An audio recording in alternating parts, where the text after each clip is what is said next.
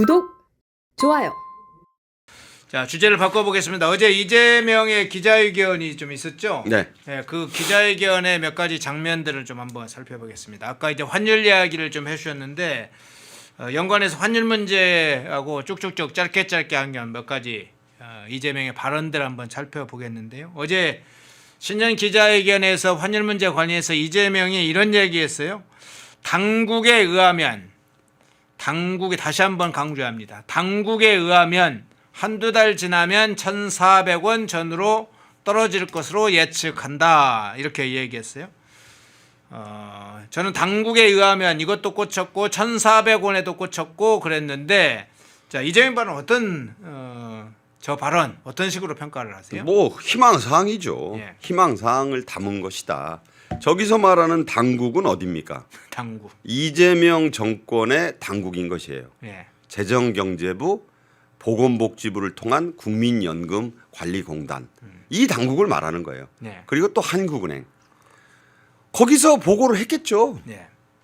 한 달에서 두 달만 주시면 환율을 1,400원대로 그 안팎으로 안정을 시키겠다. 자, 그 말은 뭐냐? 지금 이재명 정권이 갈급하게 너무나 바라는 환율은 13으로 시작되는 환율이에요. 1,399원 이하로 떨어지는 거. 보고 싶겠죠. 근데 전문가들은 분명히 얘기합니다. 그런 일은 단기적으로는 없다. 여기서 말하는 단기적이라는 거는 제가 보기엔 2026년 안에는 달성하기가 힘들어요. 물론 전제 조건이 있어요. 예. 전제 조건이 있어요. 단기적인 처방, 당국에 의한 단기적 처방을 쓰지 마라. 이게 뭐냐면 무슨 서학개미들 보고 세금 깎아줄 테니까 안 내게도 해줄 테니까 국내로 주식 팔아서 들어와라 라는 것은 일종의 당근이 될 것이고, 그다음에 증권사 보고 해외 투자 같은 거 권유하지 말아라. 만약에 그런 거 계속 마케팅하면 징계한다. 이건 채찍이 되겠죠. 자, 그런 정책을 쓰고 있고, 자, 한국은행에서는 이창용이 지금 사실 우리나라는 미국과의 금리 차를 줄이기 위해서 금리를 올려야 합니다. 돈은요, 물이 높은 곳에서 낮은 곳으로 흐르는 게 이 순리이듯이 돈은 금리가 낮은 곳에서 금리가 높은 곳으로 가게 돼 있어요. 돈을 갖고 있는 사람 당연한 거 아니에요, 그게. 예. 그렇다면 지금 미국의 기준금리보다 한국의 기준금리가 너무 낮게 돼 있어서 이걸 올려야 그 흐름이 바뀐다는 것이 시장 참여자들의 정설이에요. 이건 뭐 중학생들 보고 물어봐도 금리가 높은 쪽에 투자할래, 금리가 낮은 쪽에 투자할래, 100% 맞는 얘기잖아요. 예. 그 두 번째 얘기. 그리고 미국보다 한국 기업들이 앞으로 잘 나갈 것이라는 믿음이 있어야 돼요. 자, 그 믿음은 어디서 생깁니까? 한국이 투자하고 기업하기 좋은 나라가 돼야 되잖아요. 예. 근데 미국 사람들뿐만 아니라 그 한국의 기업들도 지금 아우성이에요. 지금 그 노란봉투법, 그다음에 뭐 더센쌍법, 뭐 또 무슨 별의별 법을 또 만든다고 지금 입법한다고 난리잖아요. 지금 이미 그 기업의 원청이 하청들하고 이미 교섭을 시작했어요. 근데 지금 계속 이재명 정부는 어떤 식으로 합니까? 그냥 모든 하청이 다 원청하고 교섭할 수 있는 길을 법으로 속속 길을 터주고 있어요. 아, 기업 해 먹겠냐고요, 이게. 중소기업부터 대기업까지 이래놓고 무슨 기업이 그 한국에서 장사를 잘해가지고 한국 기업이 투자할 만한 곳이다. 그러면 오지 말라고 등을 떠밀어도 투자가 한국으로 들어와가지고 달러가 생깁니다. 그러면 해결이 나는 것이에요, 이 환율은. 네. 근데 이런 처방을 안 쓰고 그런 처방을 써야 된다고 전문가들은 얘기하는데 좌파 정권인 이재명 정권은 이 방법을 지금 쓰지 않는 거예요. 지지층들 때문에, 노조 때문에 안 쓰고 있잖아요. 그러면서 지금 아픈 환자한테 계속 빨간 약만 발라주는 거예요. 안티프라민만 발라주고 있다고, 속병이 들은 사람한테. 치료가 되겠습니까? 라고 본다면 이 환율이 한두 달 뒤에 1,400원 안팎으로 떨어진다? 희망사항이죠. 약으로 말하면 전혀 처방과 약을 잘못 쓰면서 환자가 낫기를 바라는 것과 똑같다. 안 될 겁니다. 예. 네. 또 하나의 장면 한번 이 팩트시트 문제로 한번 좀 넘어가서 다뤄봐 볼게요. 자, 러트닉 상무장관이 지난 17일에 미국 반도체 기업 관련한 착공식에 가서 이런 얘기했었죠. 메모리 반도체를 만들고 싶은 모두에게는 두 가지 선택지가 있다. 100% 관세를 내거나 미국에 생산하는 것이다. 이렇게 이야기를 하면서 100% 반도체 관세, 100% 관세 이야기를 아주 강하게 제기를 한 바 있는데 어제 이재명이 이런 얘기했습니다.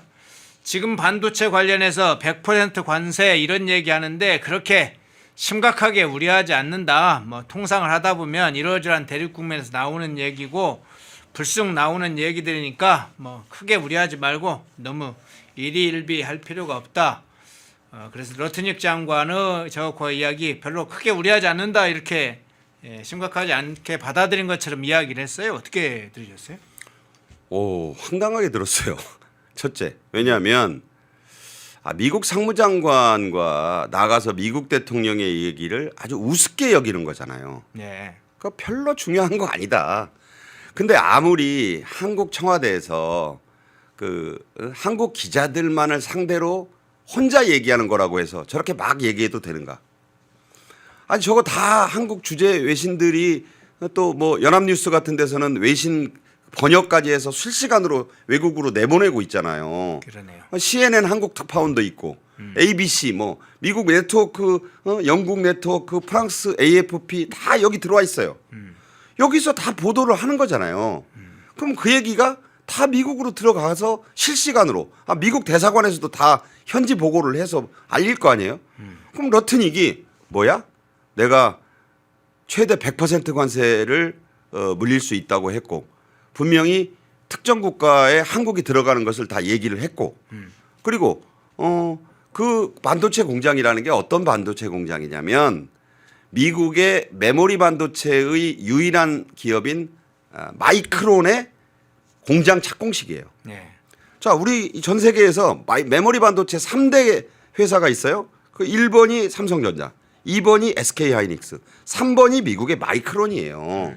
그러면 지금은 삼성전자와 SK 하이닉스가 이제 메모리 반도체 값이 워낙 오르니까 그 아주 호황을 보고 있잖아요. 그건 좋아요. 그럼 미국이 이걸 가만 두고 보진 않을 거 아니에요. 그래서 마이크론 공장 착공식에 가서 러트닉이 저 얘기를 한 거예요. 그러면서 미국에 투자를 해라는 거예요. 미국으로 공장을 옮겨라.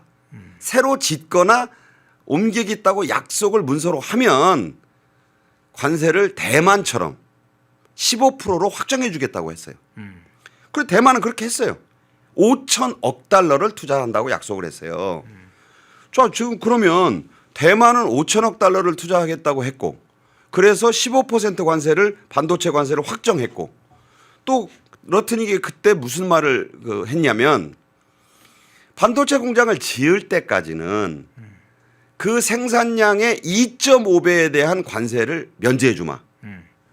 공장이 다 지어지고 나면 1.5배의 생산량에 대해서도 관세 쿼터를 줘서 면제해 주마. 파격적 조치를 약속을 했잖아요. 그러니까 대만처럼 하라는 모델을 한국에다 제시를 한 거예요. 그런데 거기에 대해서는 답하지 않고 사실상 15% 관세를 지금 우리는 반도체 관세 확정이 안 됐습니다. 여러분 뭐 잘못 생각하시는 분들이 좀 있는데 SK전 하이닉스나 삼성전자는 미국 반도체 수출에 얼마를 관세로 낼지 아직 확정을 못 받았어요. 예. 지금 협상을 해봐야 된다. 그런데 러트닉이 저 얘기를 딱 꺼내놓은 거예요. 그런데 그걸 안 지키면 어떻게 한다? 최대 100% 관세를 물릴 수 있다라고 했어요. 근데 100%라고 딱 얘기한 게 아니라 at 많게는 100%라고 그런 거잖아요. 근데 이재명이 어제 신년회견에서는 뭐라 그랬느냐? 100% 관세를 마치 확정 지은 것처럼 또 얘기했는데 그것도 오류가 있는 거예요. 그러니까 저 얘기는 러트닉의 일종의 협상용 압박입니다. 실제로 저렇게 하겠어요. 다만 강력한 압박을 한 거죠. 그러면 여기에 대해서 성의 있는 답변을 내놔야 협상이 되는 거지 별거 아니에요. 자, 지금 다시 한번 얘기합니다. 지금 반도체 관련해 100% 관세 이런 얘기가 있는데 그렇게 심각하게 우려하지 않는다. 한국 대통령이 그 별거 아니야 이 소리를 한 거잖아요. 그다음에 통상적으로 나오는 얘기다. 이런 격렬한 대립 국면, 불안전한 국면에서는 불쑥불쑥 튀어나오는 예상치 못한 요소들이 워낙 많다. 이런 하나하나에 너무 일희일비하면 중심을 잡을 수가 없다. 자, 이거를 우리끼리만 갈라파고스처럼 우리끼리만 하는 경제라면 이 얘기가 통합니다. 예. 그렇죠. 그러나 이거는 글로벌 경제의 얘기고 미국이라는 슈퍼파워를 상대로 한 얘기예요. 그렇게 하는데 한국의 최고 이 실권자, 그러니까 실권자라기보다 대통령이 저렇게 미국 측 얘기는 정말로 별거 아니고 그냥 불쑥불쑥 튀어나오는 얘기라고 이를테면 격하해서 말을 하면 실제 협상에 도움이 될까요? 아니 그건 그냥 여러분이 이 방송을 들으시는 여러분이 판단해도 아 미국이 아이고 이재명 대통령은 터프가이야. 네. 아이고 우리가 잘못 하면 안 되겠네라고 시쳇말로 쫄겠느냐는 얘기입니다. 그렇게 생각해 보면 어제 신년회견은 협상을 앞두고 있는 나라에 그것도 상대적인 미국보다는 약소한 입장에 있는 나라의 그 최고 지도자가 협상을 앞두고 할 얘기는 아니지 않았겠느냐. 심히 걱정이 된다. 불이익이 지금 눈앞에 닥쳤다. 저는 그렇게 봅니다. 예. 자 댓글 중에 웃비 27V V 이름으로 지금 댓글이 올라오는 것들 좀 차단을 해주세요. 물밥견들 뭐 여기 시청자들을 완전히 이거는 모욕입니다. 모욕.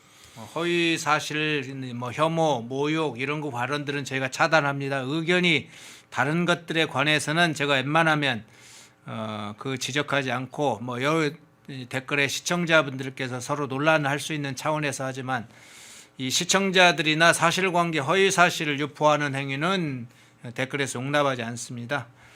그래서 말씀드린 대로 이 아까 그 댓글 좀 차단을 해주세요. 자 이재명의 이야기 계속 추적해 가보겠습니다. 뭐 심각한 문제들이 많은데 가장 심각한 발언 중에 하나가 이 북한의 핵무장 문제에 관한 발언이었습니다. 자 북한 핵무장에 관해서 뭐 나중에는 뭐 고강도를 써서 한번 붙어봐야 되느냐, 뭐 저자세가 아니라 고자세로 한번 떠야 되느냐, 뭐 이런 식까지 저작거리에서도 아주 쓰지 않는 용어들을 막 써가면서 이야기를 하는데, 자 그런 방식이 이재명의 보통 이제 스타일이긴 했었죠. 근데 어제 이 북한의 핵무장에 대해서 이런 이야기했어요. 그거 띄워주세요. 자 비핵화를 해야 되는데 가장 이상적이긴 하지만 북한이 핵을 포기하겠습니까? 하면서 북한이 핵을 포기하지 않을 것이다. 아주 비핵화는 이상적이다. 뭐 그건 아주 엄연한 현실이다. 엄연한 현실과 바람직한 이상 이 두 가지는 공존하기가 어렵다 얘기했는데, 자 핵무장을 반대하고 북한의 비핵화를 그 원칙을 가지고 입장을 추진하는 것이 이상적이다. 비현실적이다. 라는 이야기를 하는 것 같아요. 그간에 북한의 비핵화는 한미 간의 기본적 법칙이기도 하고 오랜 동안 대한민국의 이 북한에 관련된 핵과 대량 살상 무기를 막기 위한 것은 아주 기본적인 우리의 현실이고 원칙이었는데, 이제 핵이나 대량 살상 무기 북한에서 개발하면 뭐 그거 막을 수도 없는데 그냥 놔두지 뭐 비현실적 주장을 해, 이런 상황으로 지금 넘어가는 건가요? 자 이재명의 주장 어떻게 해석을 하세요? 자 이번에 이제 신년회견에 대해서 여러 가지 그 언론의 평가와 지적이 있습니다만, 예. 제가 아주 눈여겨서 보고 저도 이 제 견해를 갖고 말씀드린다면, 이번 그 이재명의 신년회견의 어떤 키워드 중에 하나가 그래서 어쩌라고예요. 예. 그 벌써 그런 그러네요. 해시태그가 돌아요. 예. 그래서 어쩌라고요. 뭐 거의 이런 반응이 있었다는 점에서 상당히 지금 국민들이 지금 불안해하고 있어요. 그래서 어쩌라고. 자 그러면 이 핵 문제도 좀 그런 면이 있다고 저는 생각을 합니다. 이 한국의 대통령이 지금까지 역대 누구도 북한의 핵 문제에 대해서 북한을 사실상의 핵 보유국으로 인정하고 군축 협상이란 말을 입에 담은 사람은 없었어요. 돌아가 보십시다. 네. 이승만 전 대통령부터 가봐도 좋고 가까이 박정희 전 대통령 때부터 이후로 좌우 진영의 뭐 대통령들이 여러 나왔습니다만, 한반도 비핵화, 북한의 완전한 비핵화, 되돌이킬 수 없는 뭐 어떤 비핵화 이런 얘기들이 여러 용어로 표현이 됐습니다만 이재명이 처음으로 저는 그 신년회견을 통해서 군축 협상의 대상이 북한 아닌가라고 얘기를 꺼낸 거예요. 저것은 김정은이 하고 싶었던 얘기를 청와대에서 해준 것 아닌가? 그런 생각을 해요. 그러니까 물론 말은 한반도 비핵화라는 말로 시작을 했어요. 주제에 대한 어떤 질문과 이재명의 그 이야기 스타트가. 근데 갑자기 중간에 이 군축 협상. 그러니까 비핵화를 해야 되는데 가장 이상적이기는 하지만 북한이 핵을 포기하겠습니까? 어쩌라고요? 그런 식이잖아요. 네. 사실상 안 된다. 그러니까 저런 생각을 갖고 있어도 심지어 문재인조차도 저렇게는 얘기 안 했어요. 응? 핵을 포기하겠냐? 그러니까 받아들여야 된다. 그건 또 아주 엄연한 현실이다. 엄연한 현실과 바람직한 이상 이것은 공존하기가 어렵다. 그러면 지금까지는 바람직한 이상을 추구한 사람들은 모두 다 뭐 잘못됐다는 건가요? 그럼 엄연한 현실을 따라가야 되니까 군축 협상으로 가야 된다. 그럼 군축 협상이라는 건 뭐예요? 미국이 핵보유국인데 북한도 이제는 엄연한 현실로 핵을 갖고 있는 나라라고 우리들은 보고 그 현실을 받아들인 뒤에 미국과 북한의 군축 협상을 우리가 중재해야 된다? 이걸 현실로 받아들이자? 이 소리를 한 거 아니겠습니까? 네. 이것은요 말은 할 수 있어요. 한국 대통령이 뭐 무슨 말인들 못하겠습니까? 자기 혼자 하는 기자회견이니까. 하지만 이것이 가져올 그 한반도를 둘러싼 어떤 이 핵 정국에 대해서 던진 대단히 도전적이고 심각한 그 발제라고 생각해요. 이제는 북한은 핵보유국이다. 엄연한 현실이니까 군축 협상을 해야 된다. 자, 미국도 군축 협상을 하세요. 라고 지금 한 것인다. 이거는 물론 소위 자주파들의 그 일관된 주장이기는 합니다. 네. 북한의 핵보유를 현실로 인정해야 된다. 뭐 정세현 전 통일부 장관부터 정동영 현 통일부 장관, 이종석 국정원장, 뭐 문정인 연세대 명예교수 이런 사람들의 주장이긴 해요. 네. 근데 그것을 이렇게 신년회견이라는 그 공개적인 자리에서 떡하니 꺼내놓은 것은 놀랍다. 그래서 그럼 또 미국의 조야가 트럼프 행정부가 이에 대해서 뭐라고 할 것이냐. 그러면서 그런 얘기를 했더라고요. 트럼프가 북한을 김정은하고 만나려면 이 정도 얘기를 가지고 만나야 실질적인 대화가 되지 않겠느냐는 식으로 얘기를 했어요. 글쎄요. 너무 앞서가는 거 아닌가. 너무 이 주제를 비약시키는 감이 있다. 걱정이 많이 된다. 예. 자, 이제 이재명이 핵 문제도 저렇게 한 상황이면 아주 문제가 복잡해지겠네요. 어떻게 복잡해지냐? 북한에서 화학무기, 살상무기를 물론 핵 문제, 핵도 대량 살상무기입니다만은 다른 형태의 생화학무기가 많이 있죠. 북한에서 그런 걸 항상 대비를 하고 준비를 하고 있습니다. 이런 걸 대비해서 생화학무기를 개발을 하고 실제로 투여하는 훈련을 하게 되면 이재명이 뭐라고 하게 될까요? 뭐 정권이 북한 정권이 할 때 막을 수도 없는데 그거 뭐 막으면 좋고 그게 이상적이긴 하지만 이렇게 국군 통수권자가 이야기할 상황에 넘어가나요? 북한에서 특수부대, 테러 부대를 침투시킬 목적으로 지금 준비를 하고 있다는 게 알려지면 북한이 침투하지 않으면 좋긴 하지만 뭐 이렇게 나가나요? 북한 주민의 대량 학살, 이란에서처럼 대량 학살이 진행되면 그래 김정은 정권이 사람 뭐 대량으로 총격으로 죽이지 않으면 않지 않는 게 이상적이긴 하지만 이렇게 되는 건가요? 그걸 막을 수단을 찾으라고 지금 그 지위에 있는 거 아닌가요? 화학무기를 만든다고 하면 테러 부대를 만든다고 하면 주민을 학살한다고 하면 어떻게든지 한국이 어떻게 막을지 한미 간에 어떻게 막을지 그 수단과 방법을 찾으라고 지금 우리가 찾아야 되는 거고 그 위치에 있는 것일 텐데 자 그런데요. 자 이런 상황 과거에 좀 걱정되는 부분이 있었습니다. 과거에 이제 김대중 정부 때나 노무현 정부 때 한때 큰 김대중 스스로도 아마 어떻게 생각할지 모르지만 초기에 핵에 관해서는 북한엔 핵은 없다 이런 주장을 했다가 크게 당한 적이 있어요.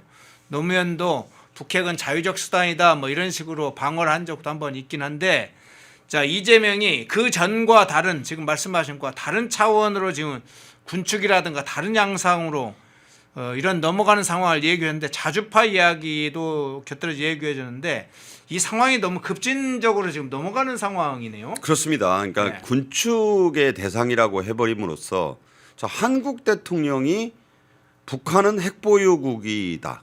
핵을 보유했으니까 미국이 군축 협상의 대상으로 가야 된다.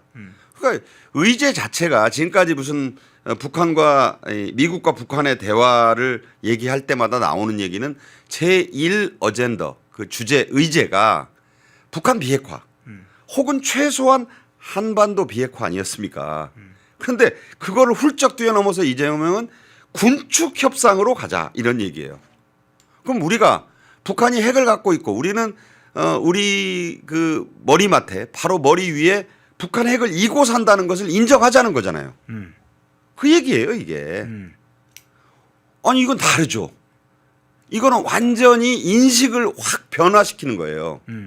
그러면 우리는 그 핵을 가진 북한을 상대로 해서 인정을 저렇게 군 통수권자가 했으니 방법은 두 가지 아니겠어요?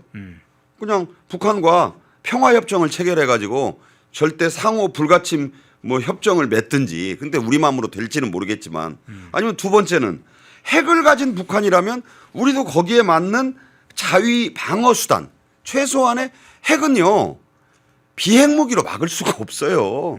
그래서 김정은이 재래식 전력은 형편없이 열악하고 낡고 뭐 이렇게 되고 있으니까 그 비대칭 전력으로서 핵을 키워가지고 지금 미국에 맞서려고 하는 거 아닙니까? 그렇게 된다면 한국도 핵을 가져야죠. 방법은 이 두 가지밖에 없다. 그런데 이 과연 좌파 정부가 북한 뭐 원자력 발전도 하지 말자고 하는 이 좌파 정부가 한국에 무슨 핵무장을 관련 두 번째 방안을 가지는 않을 거 아니에요. 네. 그렇다면 어떻게 해야 됩니까 이제? 그럼 우리는 군대가 어떻게 돼야죠? 다 군대 해체하고 드론사도 해체한다 그러고 방첩사도 해체한다 그러고 지금 무슨 무인기 띄웠다고 정보사도 해체할 판인데 뭐 이런 그 전쟁에 대비한 전쟁을 대비해야 평화를 담보할 수 있다는 것은요. 그 과거에 수많은 군사 전문가들이 쓴 책에 너무나 많이 나오는 얘기예요. 아니 힘을 가져야 평화를 가져올 수 있다.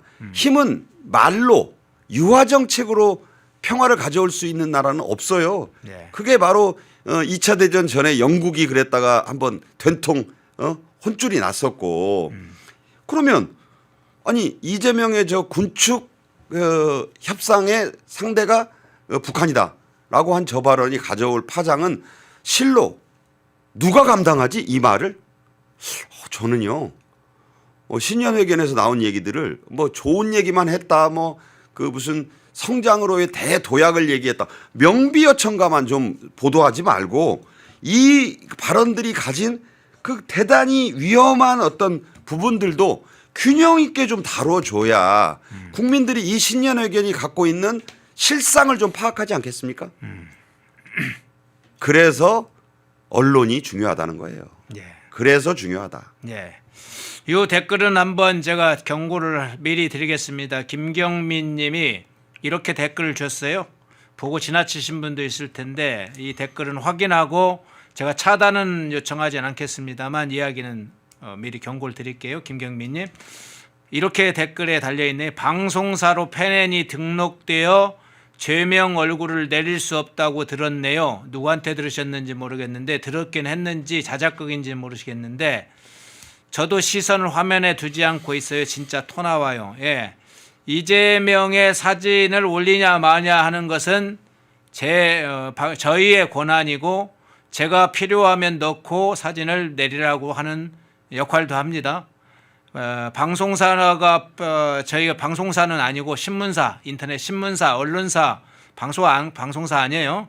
신문사로 등록이 되어 있습니다. 인터넷 언론사로 죄명이 얼굴을 오르고 되는 건 필요에 따라서 합니다. 모택동이나 김일성 문제를 다룰 때도 아주 극도로 싫어하지만 그 다룰 필요에 따라서는 김일성 얼굴도 올리고 모택동 얼굴도 올려요. 왜냐하면 거기에 관련된 기록이나 뭐 이런 걸 확인하고 또 시청자들한테 이미지적인 효과를 주기 위해서. 그러나 이재명을 보기 싫어하는 사람들이 있어서 잘 보시면 알겠지만 이재명의 얼굴이 뿌였습니다. 대신 이제 쓰긴 쓰되 뿌였습니다. 뭐 우리의 권한이에요.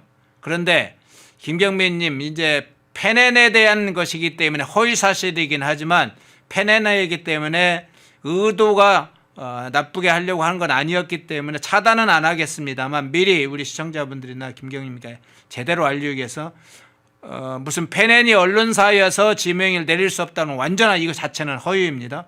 그건 저희의 권한이에요. 그리고 외부에서 그걸 강압할 수가 없어요. 이재명의 올리는 게 아니냐는 건 필요에 따라서 우리가 이제 나오는 거기 때문에 우리 시청자분께서 사진을 올리는 거 싫어하는 건 저도 압니다. 그러나 이 이미지 효과라는 게 생깁니다. 그 극도의 사실은 불편한 감정도 또 하나의 이미지 형성하는 거기 때문에 그건 저희가 판단해서 하는 거니까 양해 겸 사실이 아닌 것대로 이 지적을 또 하고 이해를 요구드립니다. 예. 마지막으로 이 질문 하나 이해운 문제 한번 좀. 네, 이해운. 예. 이해운 거취 문제와 관련해서도 이재명 이야기를 했어요. 자, 청문 과정을 본 국민의 판단을 들어보고 결정하고 싶었는데 그 기회마저 봉쇄돼 아쉽다. 봉쇄돼 아쉽다고는 하네요. 직설적으로 얘기하면 이해운 지명자에 대해 어떻게 할지 아직 결정하지 못했다. 이런 식으로 이재명이 이야기를 했어요. 자, 어떤 내용, 어떤 취지라고 일단 해석을 하시나요? 이런 얘기를 했다고 하죠. 그러니까 이 신년회견에서 직접 나온 얘기는 아닌데 네. 이해운이 갑질한 것까지 내가 어떻게 알겠느냐. 이게 그러니까 이 요새 그 이재명이 부쩍 많이 하고 있는 얘기가 바로 아까도 말씀드렸죠. 그래서 어쩌라고. 이해운의 능력이나 이런 거 보고 또 보수와의 뭐 대통합을 생각해서 이해운을 첫 기획예산처장관 후보자로 지명을 했는데 그거 할 때 이해운이 뭐 내가 너를 정말 죽였으면 좋겠다. 야야야. 그런 거 몰랐다는 식이에요. 네. 갑질한 것까지 내가 어떻게 알았겠냐. 그런데 그러면서 이제 어떻게 할지를 결정하지 못했다. 자, 이 얘기는 좀 의미가 있어요. 왜냐하면 이제 슬슬 김현지에게 명령을 할 참인 것 같아요. 23일 날 이제 어렵사리 이해운의 청문회가 합의가 됐어요. 그 이해운이 이제 하면 내일입니다. 내일 이제 청문회를 열어본다는 거예요. 그런데 이미 그 유인태 전 그 의원도 그렇고 여러 명의 사람들이 이해운은 청문회를 들어볼 것도 없이 내려야 된다. 청문회를 듣고 나서라도 내려야 한다. 지금 그런 얘기를 해요. 그런데 임명을 하는 것이 지금 이재명에게 좀 불리하다고 느끼기 시작한 것 같아요. 신년회견에서 웬만하면 어떻게 할지 아직 결정하지 못했다. 저건 이재명의 지금까지의 어떤 그 화법을 제가 좀 이렇게 뜯어보면 이제 자를 수도 있다는 말을 살짝 암시하는 거예요. 보호하고 갈 사람은 저렇게 얘기 안 합니다. 왜 유능한 사람이고 능력만 좀 봐주지 않느냐. 내가 다 뜻이 있어서 한 것이니까 그렇게 알아달라. 그렇게 얘기하지 않았어요. 그리고 국민의힘에서도 좋다. 우리가 자꾸 처음에 이제 이해운이 안 된다는 식으로 잘 끌고 왔는데 청문회도 안 열어주는 그 정당이다. 이런 비난을 이미자 물론 그 인사청문회 담당 위원장이 자료 제출 부실로 그 청문회를 이제 못 열겠다고 한 것까지는 알겠는데 네. 이게 이제 약간 국민의힘의 부메랑이 좀 되는 분위기가 있거든요. 청문회를 한번 열어보자. 그러니까 국민의힘에서도 그래 우리가 뭐 청문회를 열지도 못하는 그렇게 옹졸함으로 비칠 바가 뭐가 있느냐. 딱 올려서 난도질을 해보자. 그러니까 제가 보기에는 이해운은 일단 실정법 위반만으로 날아가야 될 사람이다. 가장 큰 문제 원 펜타스. 뭐 여러분들 그 지금 뭐 오늘 아침에 모 그 여성 논설위원이 그 아주 그 신랄한 글을 썼던데 저는 아주 동감을 합니다. 뭐냐면 원펜타스를 37억 원 가까운 현금을 주고 샀어요. 그때 이제 당첨이 될 때 위장 미혼, 장남 부부의 위장 미혼. 이거는요 그냥 보면 그냥 열이 받아요. 그러니까 위장이라고 해놓고 며느리는 그 따로 혼자 살았다고 하고, 근데 그러면 아들이 거기에 같이 그 자기 아내하고 살았는지를 증명하는 자료를 내달라? 그건 개인정보라 못 주겠다. 이런 식인 거예요 지금 이해운이. 그래서 이것만 올려놓고 좀 얘기해도 실정법을 명백히 위반한 그런 것. 그 다음에 무슨 감정적으로 이해운이 무슨 인성이 안 된 사람이니 뭐니 하는 것은 그건 정말 부차적인 문제가 될 것 같아요. 그러니까 실정법을 이렇게 많이 위반한, 그리고 민주당이 문재인 때부터 세워놓은 원칙이 있잖아요. 김경희도 문제가 된 거, 부동산 다주택자, 부동산에 문제가 있는 사람은 절대 강요로 임명하지 않는다. 좌파 정당답게 좀 하라는 거예요. 소위 진보라고 하는 사람들이 부동산 문제에 대해서 안 된다고 하면서 부동산 끝판왕. 야, 듣도 보도 못한 저런 법을 그냥 우습게 여기면서 돈으로 그냥 그 원펜타스 아파트 지금 그 70억 원 간답니다. 서민들은요 감히 뭐 만져보지도 못할 그런 엄청난 아파트예요. 근데 그것도 그렇게 꼼수의 탈법 위법으로 번복을 해서 가지고 있는 사람이 아들 셋은 그렇게 알뜰살뜰하게 다 특혜로, 뭐 그 김병기나 뭐 그 아내가 그 아들 둘에게 해준 특혜는 이해운한테 되면 또 별거 아니더라고요 제가 보니까. 이런 사람들이 그 병역 문제도 있어요. 병역도 아니 그렇게 공익요원을 시킨 것도 신의 아들들인데 어떻게 집 가까운데, 또 어떤 아들은 공익을 그 아들 때문에 공익 자리가 신설된 이런 식의 그 이야기. 이런 사람은 그냥 청문회 열어서 깔끔하게 뽑아내야 되지 않겠나, 저는 그렇게 생각합니다. 예. 자, 이재명의 어제 기자회견 관련해서 참 대책 없는 발언들 많이 했습니다. 환율도 대책이 없다고 스스로 환율 포기 선언을 사실상 했고, 비핵화 문제와 관련해서는 정말 대한민국 체제를 붕괴시키는 그 위기에 발언을 했습니다.